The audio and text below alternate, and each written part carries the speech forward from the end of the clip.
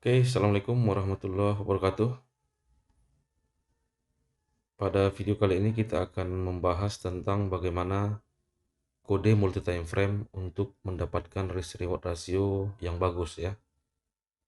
Ini contohnya di GWP USD saya membuat entry dengan risk reward ratio 1:4, di mana SL-nya 25 pip ataupun 250 poin, TP-nya 100 pip ataupun 1000 poin ya.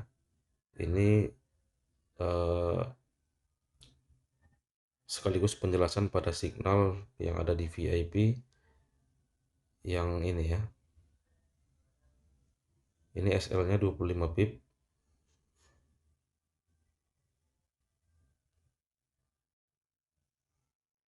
25 pip ya. Kemudian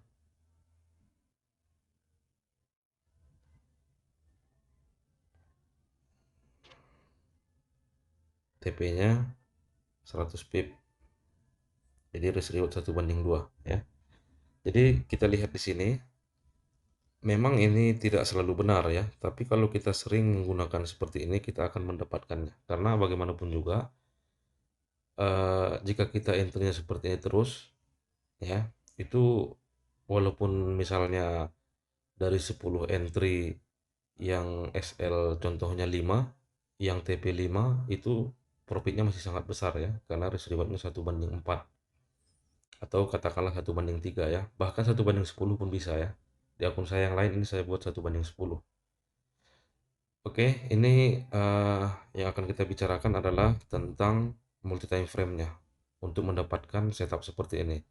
Sekali lagi saya sampaikan bahwasanya tidak selalu benar ya, tidak selalu benar, akan tetapi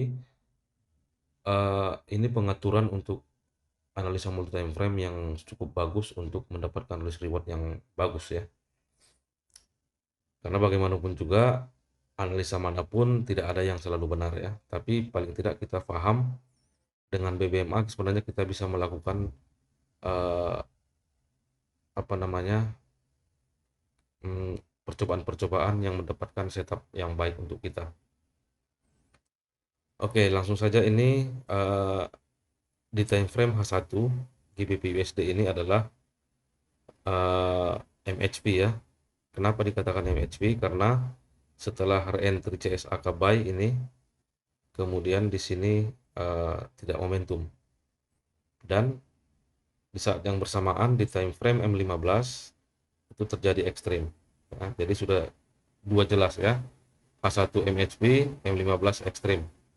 Kemudian di time frame M5 kita tunggu CSAK, re-entry CSAK ya.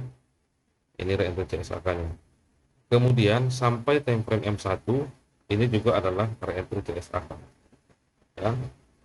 Ini CSAK-nya. Oke, itu saja. Semoga bermanfaat ya. Assalamualaikum warahmatullahi wabarakatuh.